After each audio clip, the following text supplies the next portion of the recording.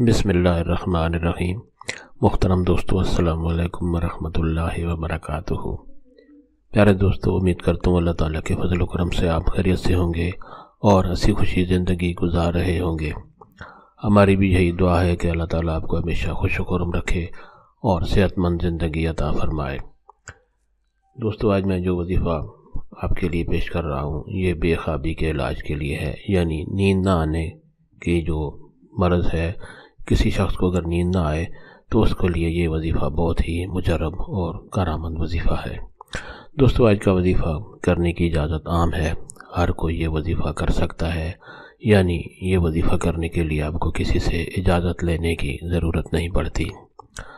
دوستو، آج کا وظیفہ اور طریقہ جاننے سے پہلے مہربانی فرما کر آپ یہ چینل سبسکرائب کر لیں تاکہ آئندہ بھی آپ کو ایسے آسان، مفید، کارآمد اور بڑے فضائل والے وظائف ملتے رہیں۔ دوستو، آج کا وظیفہ اگر آپ کو پسند آ جائے تو نیچے لائک پر ضرور کلک کریں تاکہ ہمارے بھی حوصلہ افزائی ہو اور آپ کے لیے دعا گو رہیں۔ دوستو، آج کا وظیفہ اور طریقہ۔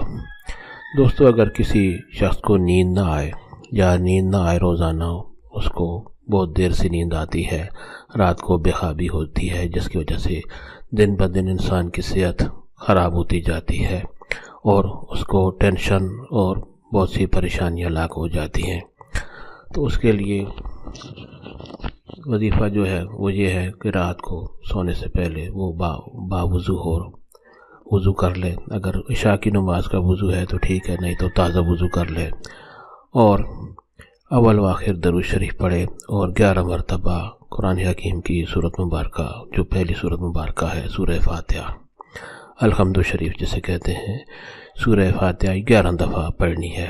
اول و آخر درود شریف، یعنی سورت فاتحہ سے پہلے بھی درود شریف پڑھ لے اور بعد میں بھی، اور اس کے بعد اللہ تعالیٰ سے دعا مانگ کر آرام سے سو جائے تو اس کو بہت جلد نیند آ جائے گی اور پرسکون نیند آئے گی اور وہ صبح سکون سے اور آرام دہ حالت میں اٹھے گا۔ دوستو، اگر وظیفہ پسند آیا ہو تو اور دوستوں سے بھی شیئر کریں تاکہ اور لوگوں کا بھی بھلا ہو۔ اللہ تعالیٰ آپ کو ہمیشہ خوش و خرم رکھے اور صحت مند زندگی عطا فرمائے، آمین۔